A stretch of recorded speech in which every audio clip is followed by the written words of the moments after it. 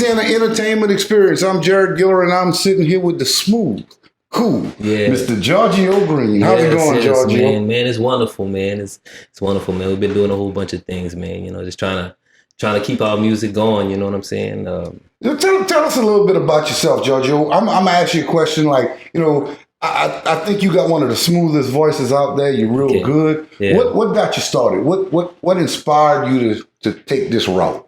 Well, coming up young, when we was real small or whatnot, my mom used to play music all the time in the front room, living room, and we'd be kicking back, rocking as kids, me, my brothers and sisters or whatnot. And you know, we started jamming, and I liked the music or whatnot. What type of music she played? Let me guess, a lot of gospel. Oh, well, she played a little bit of gospel, but she played mostly a lot of R&B, you know, soul blues songs or whatever. We listened to Marvin Gaye, listened to a lot of Motown songs like that, the Supremes, them, Barry White, them, the Jacksons, you know, Marvin, them. Mm-hmm. So, you know, and I started liking them songs. You know, I said, you know what? I said, let me try some of this stuff here. So I started kind of singing in my little way, with my little voice I had going at that particular time. Tell me you wasn't soft spoken. Well, I mean, you know what I'm saying? I was still kind of just doing my little thing, and my brother, he always said, man, I want to try playing the drums, you know. Mm-hmm. My dad used to play a lot of music too, but he was into Zydeco and stuff like that. But at the time, I wasn't into doing the Zydeco stuff. I was just jamming off the little music that my mom would play a lot, you know. Mm-hmm. And then later on in the years, I kind of fell in love with doing music. It kind of eased me. You know, I felt good to, you know, even though I was going through some things or whatnot, I can sing some songs. You could always relate to your experiences. Right. Let me ask you something, Georgi'O. You said you had some instruments. Did you ever learn to actually play an instrument or just singing? Well, I messed with the guitar a while back when I was much, much younger. My grandfather had bought me a little acoustic guitar or whatnot, because he used to play, sit down and rock and play and sing some songs or whatnot. So, you know, we just had a good time doing it. And when he bought me the guitar and stuff like that, he said, man, I know you love your music or whatnot, so here, why don't you try playing that? Well, I kind of messed with it a little bit, but I really stuck into singing the songs. Being that lead guy was in your heart. It was just in me to write music. I just wanted to write stuff, write what I was feeling, write what I seen other people go through or whatnot. At a younger age, you know, I started doing it, writing little songs. I used to listen to the Jackson do songs or whatnot. Michael them used to kind of copy some of their songs or whatnot, singing it. Listen to Marvin them doing this stuff, try to do some of his songs or whatnot. So, you know, I fell in love with it, yeah. How old? I mean, you said when you were younger you wrote your first song. How old do you think you were when you wrote that first song? I'm thinking I was at least about a little smaller, so about 5. That's incredible. 5, that's incredible at that age. Yeah. I mean, 5 at 6, I could probably barely say truck. Yeah. You know what I mean? Yeah. So that's awesome. I was trying to put some stuff together or whatnot. I didn't really kind of know at the time that it was going to come together a little bit like that. But when I started doing the songs, it came together. I said, yeah, you know what? Mm-hmm. I said, I want to do that. Then my cousin came over and said, man, you know, you sound all right, bro, doing this, man. I said, so you'd say you were encouraged by your family, right. by, you know. And by my family, like I said, my grandfather had the guitar. He used to play it. So I kind of fell in love with the music doing that. And then he would play a lot of Motown music or whatnot. And I kind of fell in love with that too, you know what I'm saying? So that kind of geared me in my way to doing music mostly, you know, yeah. Well, I gotta admit, guys, I'm cheating a little bit with this interview because Georgi'O is somebody that I have worked with in the past. Yes. I've done a few shows with Georgi'O. I also know the driving force behind Georgi'O, which is his manager, Mr. Bob Coleman. Yes. I've worked with him, so I'm gonna lead into this, but I want to get to the point, Georgi'O, in your career. You know, I know you was working at this, and I want you to tell me a little story. Okay. And that story is going to lead to, when did Bob Recco Coleman come into your life and completely redesign, or should I say DJ Huggy Bear, or DJ Bob? When did Bob come in and just change everything he was doing and brought you on a path to being Georgi'O? Right. Well, it was a while back. I was doing music on my own, and I got together with a couple of friends, and we started doing some music or whatnot. And I put out a song or whatnot, and I had seen Bob with his guys that he had. At the time, he was managing Legit and a few other people. See, legit is the time period in which I met Bob. Right. I did comedy and kind of open, and then look, we did this weird group package where Legit would perform. During the intermission, I was the comedian, and then Legit would come back and perform again, which was hard because you had everybody partying and grooving. Then you sat them down and made them listen to me. And I mean, some of the clubs we was in, I didn't exactly fit in, but we made it through. We had a good time. Work, And Bob was real good at putting these shows together and stuff. Yeah. So you met him when he was with Legit. Well, he had them going or whatnot. I heard about him, and then I seen them perform or whatnot, and I seen him. He had his cowboy hats on, his boots and stuff like that at the time. Did you see the white? He was behind. That inspired me. Oh, it was they used to make me drive. You was the driver. I had to drive the limousine. I could ride the back. Yes. But like I said, when I seen him perform or whatnot, and I seen him in the background, and I seen that it was a lot of dedication put up in there. I seen he was somebody that could really put you where you belong. You know what I'm saying? Put you on the right road, because I seen how he was leading the rest of the guys, and I'm in the audience. You know what I'm saying? And I'm looking at how this goes. I said, I gotta meet this guy one day. But years passed. I hadn't met him then. Years passed by, and like I said, I was in the studio. I recorded a song, and I got together with good friend of mine, which him, Lil Farley. Yeah. And Lil Farley was the one who introduced me to Bob, to my man. Well, I think Bob had worked with Lil Farley for a while too. He worked with Lil Farley too, and like I said, he introduced me to Bob or whatnot, and I brought over my CD that I had made for a funny story.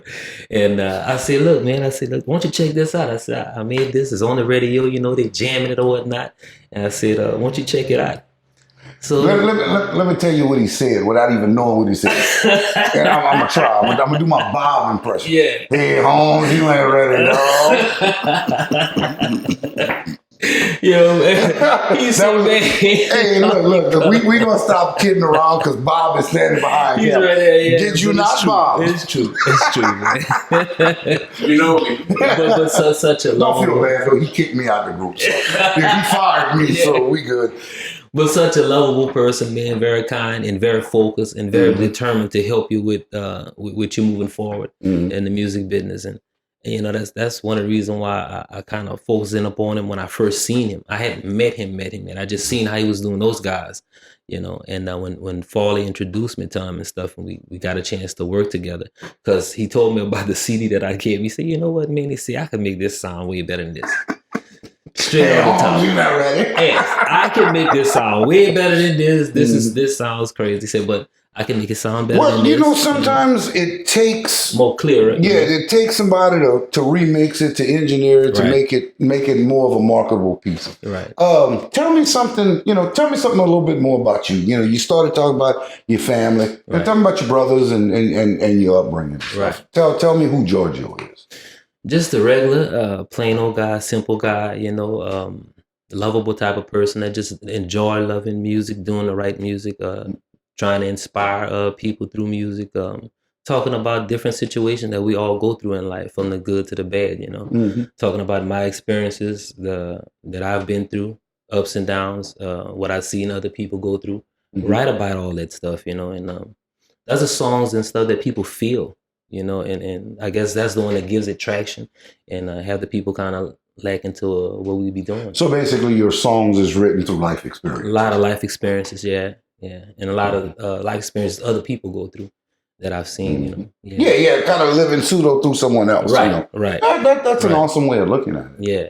But who's your people? Yeah, well, my dad is T Black in the Zydeco machine. Oh, really? He made the Funky Trail Ride, sold a lot of copies or whatnot. Buckwheat Zydeco, everybody know Buck, How's Buckwheat related to you? He's our cousin on my dad's side. Oh, really? Okay, so you come through a history. Right. History of music. That's kind of stuff we want to know.